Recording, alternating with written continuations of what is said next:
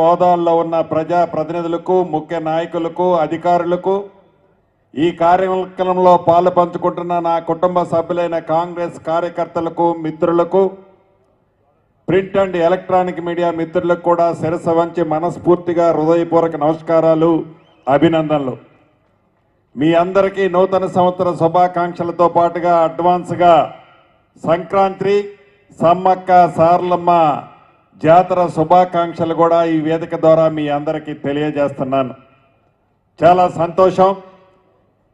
గౌరవ మా పెద్దన్న ఠాకూర్ అన్న చెప్పినట్లు, తను కోరినట్లు రాష్ట్ర కేబినెట్లో మూడో వంతు ఈనాడు రామగుండం వేదిక మీద ఉన్నదని చెప్పటానికి సంతోషిస్తున్నాను. పొట్టు పడితే వదిలిపెట్టడం. ఇందాక శ్రీధర్ అన్న చెప్పినట్లు ఏ కార్యక్రమం పట్టుపట్టినా పొట్టు వదలని విక్రమార్కుళ్ళ ఆ కార్యక్రమం సాధించేంత వరకు, ఆ కార్యక్రమం పేదవాడికి అందేంత వరకు నిరంతరము ఫైట్ చేస్తూనే ఉంటాడు, సాధిస్తాడు.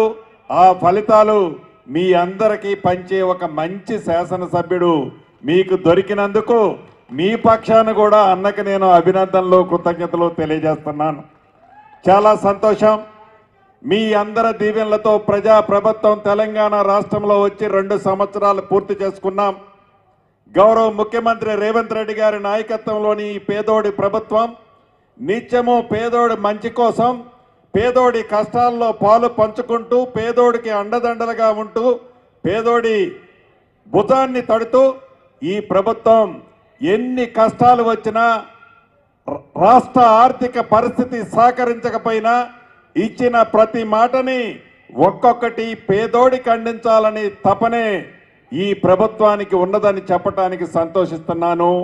దాంట్లో భాగమే 200 యూనిట్ల ఉచిత విద్యుత్ పేదవాడికి ఇంటి ఇచ్చిన కార్యక్రమం. కానీ దేశంలో ఏ రాష్ట్ర ప్రభుత్వమో పేదవాడు తినే బువ్వ ఎట్లా తింటుండని చూడకుండా ఉంటే తెలంగాణ రాష్ట్రం పేదవాడికి పెద్దోళ్ళు తినే సన్న బియ్యాన్ని ఈనాడు గౌరవ ముఖ్యమంత్రి రేవంత్ రెడ్డి గారి నాయకత్వంలోని ఈ ప్రభుత్వం ప్రతి పేదవాడికి సన్న బియ్యం ఇస్తున్నమాట నిజం.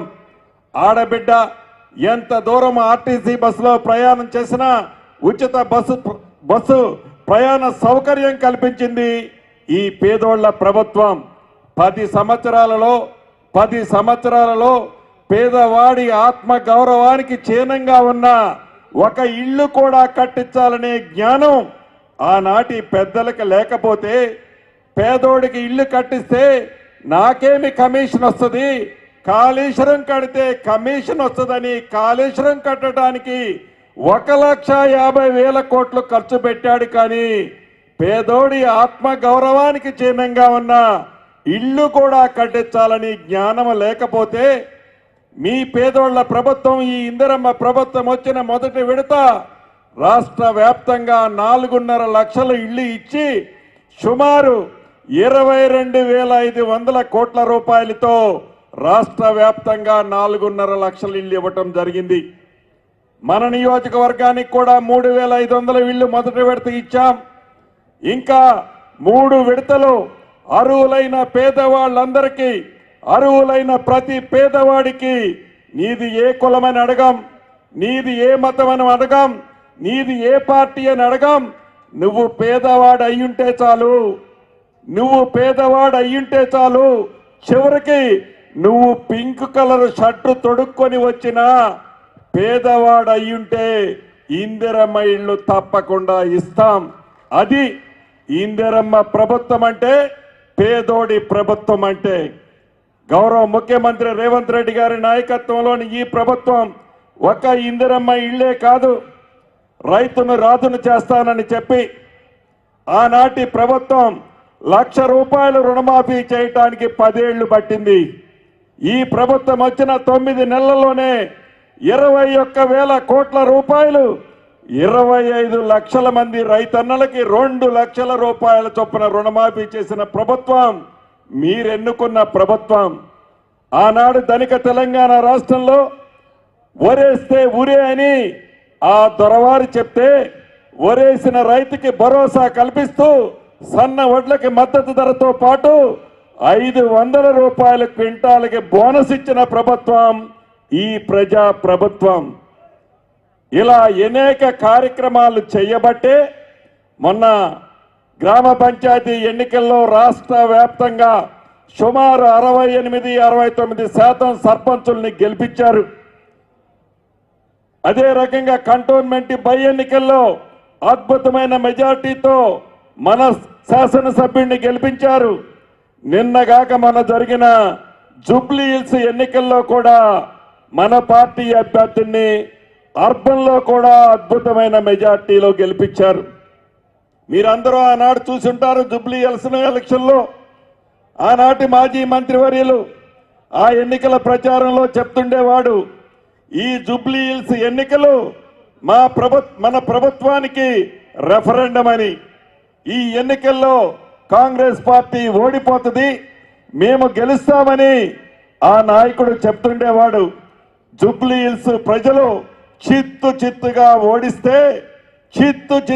ఓడిస్తే నిస్సిగ్గుగా మళ్ళీ పురపాలక ఎన్నికలు రెఫరెండం అట, సెమీఫైనల్స్ అట.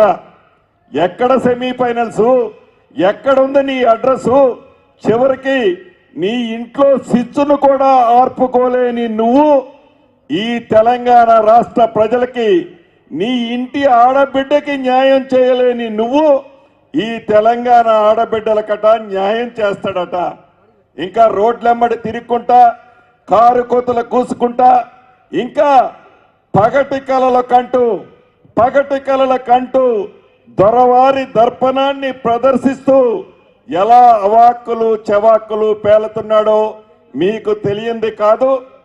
3 సార్లు అసెంబ్లీ తర్వాత మిమ్మల్ని తెలంగాణ ప్రజలు 3 సార్లు చీకొట్టారు. 4వసారి ఈ పురపాలక ఎలక్షన్స్ లో కూడా చిత్తుగా తెలంగాణలోని అర్బన్ ప్రాంతంలో ఉండే కాంగ్రెస్ పార్టీ కుటుంబ సభ్యులు మంచి మెజార్టీతో గెలిపించనున్నారు. ఇక నీ రెఫరెండం ఏంది? నీ ప్రజా పరిపాలనని విమర్శించేదేంటి? కాకి గోల తప్ప, ఆ సీఎం సీటు మీద తాపత్రయం తప్ప, మళ్ళీ తెలంగాణ పేదోడి సొమ్ముని ఎలా కళ్ళగొట్టాలనే తాపత్రయం తప్ప ప్రజల మీద, ప్రజల కష్టాల మీద, ప్రజల బాధల్లో మీరు ఎలా పాలు పంచుకున్నారో, ఆనాటి 10 సంవత్సరాల పాలన ఎలా చేశారో ఎప్పటికైనా మీరు గుండె మీద చేసుకొని ఒక్కసారి మీరు ఆత్మ పరిశీలన చేసుకోవాలని ఈ వేదిక ద్వారా మరొక్కసారి ఆ మాజీలందరికీ కూడా తెలియజేస్తున్నాను. ఈ సభ ఏదో రాజ్ ఠాకూర్ అన్న పెట్టిండంటే 1000-2000 మందితో పెట్టుంటాడు అనుకున్నాను. వేలాది మందితో ఇంత పెద్ద ఎత్తున ఇంత తక్కువ టైంలో ఈ సభను పెట్టినందుకు మనస్ఫూర్తిగా రాజ్ ఠాకూర్ అన్నని అభినందిస్తూ, ఏవైతే ఈనాడు 2-3 అంశాలున్నాయి. ప్రధానమైనది, మొదటిసారి ఇంత పెద్ద ఎత్తున రాష్ట్రంలో రామగుండం నియోజకవర్గంలో 586 మంది నిరుపేదలకి ఇళ్ల స్థలాల పట్టా ఇచ్చే కార్యక్రమం ఇవ్వబోతున్నాం.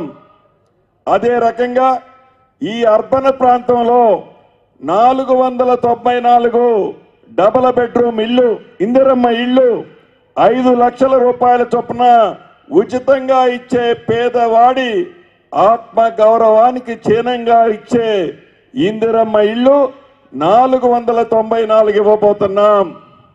ఇక 2 BHKల గురించి కూడా మీకు ఒక్క నిమిషం చెప్పాలి. మేము ఇల్లు కట్టాం, అల్లుడొస్తే ఏడబడుకుంటాడు, కోడిని ఏడగప్పెడతావు, గేదెని ఏడగట్టేస్తావు, సొల్లు మాటలు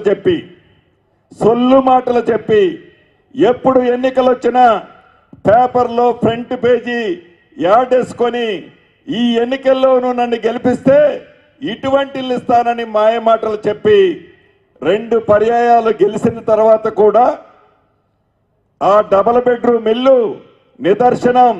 రామగుండం లాంటి ప్రాంతాల్లో, రాష్ట్రంలో అనేక ప్రాంతాల్లో మొండి గోడలతో దర్శనమిస్తే, మొండి గోడలతో కనిపిస్తుంటే ఈ ప్రజా ప్రభుత్వం పేదవాడి కష్టాలు తెలిసిన ఈ ప్రభుత్వం వచ్చిన తర్వాత ఫైనాన్స్ మంత్రి గారు బట్టి గారు, శ్రీధర్ బాబు గారు, కేబినెట్ సహచరులు, ముఖ్యమంత్రి గారి ఆలోచనలకు అనుగుణంగా అటువంటి మొండిగోడలన్నిటినీ పైకు లేపి స్లాబ్ వేసి ప్లాస్టింగ్ చేసి ఈనాడు రామగుండంలో ఏదైతే ఇస్తున్నామో 633 ఇళ్ళు అలా రాష్ట్రంలో ఇప్పటికే వేలాది ఇళ్ళు ఇచ్చాం.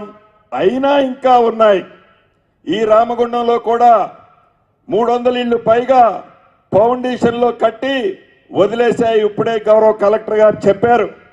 వాటికి కూడా రాజ్ ఠాకూర్ అన్నని కలెక్టర్ గారిని ఆదేశిస్తున్నాను.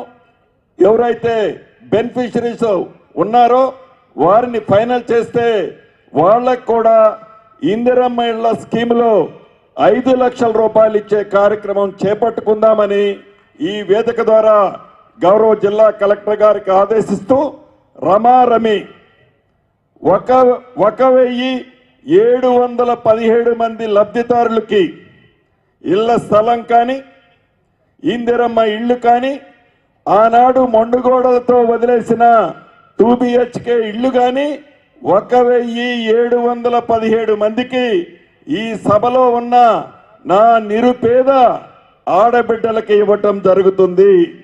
దీంతో పాటు మిత్రులు చెప్తున్నారు, ట్రాన్స్జెండర్స్ కూడా ఈ రాష్ట్రంలో ఎక్కడా ఇయ్యని విధంగా మొదటి విడత రామగుండంలో 50 మంది నా సోదరీమణులకు కూడా ఇవ్వటం జరుగుతుంది.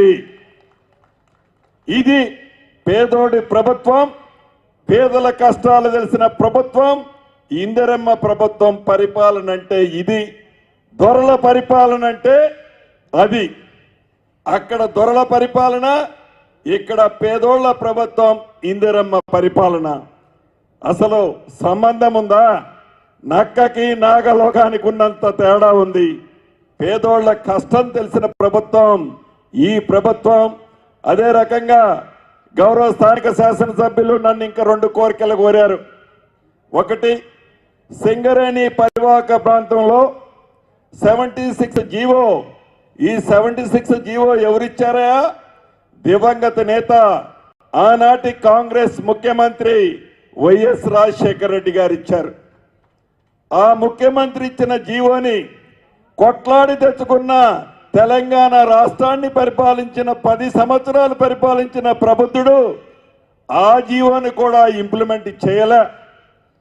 ఒక్క రామగుండ ప్రాంతంలోనే కాదు, సింగరేణి పరివాహక ప్రాంతంలో ఇలా 76 జీవోతో ఇవ్వాల్సిన నిరుపేదలు అర్హులైన వాళ్ళు ఉన్నారు.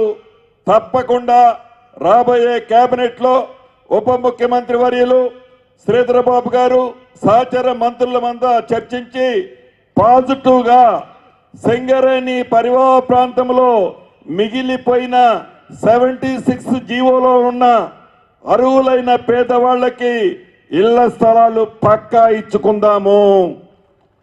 అంతేకాదు, ఈ రామగుండం లాగా రాష్ట్రంలో ఒక 12-13 పెద్ద పట్టణాలు ఉన్నాయి. సుమారు 1,50,000 నుంచి 2 లక్షల జనాభా కలిగిన పట్టణాలు ఉన్నాయి. ఈ పట్టణాల్లో ఒకే ఎంఆర్ఓ ఉంటాడు. ఈ ఎంఆర్ఓ ఇన్ని ఇళ్ళు, ఇన్ని కుటుంబాలు ఒక ఎంఆర్ఓ ఉండటం వల్ల ఇబ్బంది ఉన్నమాట వాస్తవం. తప్పకుండా రాబోయే కొద్ది రోజుల్లో ఈ విషయాన్ని కూడా కేబినెట్లో చర్చించి అదనంగా పట్టణ ప్రాంతాల్లో ఎక్కడైతే ఇబ్బంది ఉందో ఆ ప్రాంతాల్లో అదనంగా ఎంఆర్ఓలను ఇచ్చే కార్యక్రమాన్ని కూడా ఈ ప్రభుత్వంలో చేపట్టుకుందాము.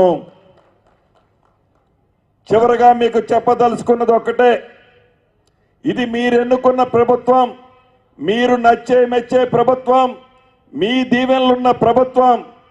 కొట్లాడి ఈ ప్రభుత్వాన్ని తెచ్చుకుంది మీరందరూ. 2 పర్యాయాలు ఈ ప్రభుత్వాన్ని భుజం తట్టారు. రేపు ఈ పట్టణంలోనే కాదు, ఈ నియోజకవర్గంలోనే కాదు, రాష్ట్రంలో ఎక్కడ మంచి పనులు జరగాలన్నా, ఎక్కడ అభివృద్ధి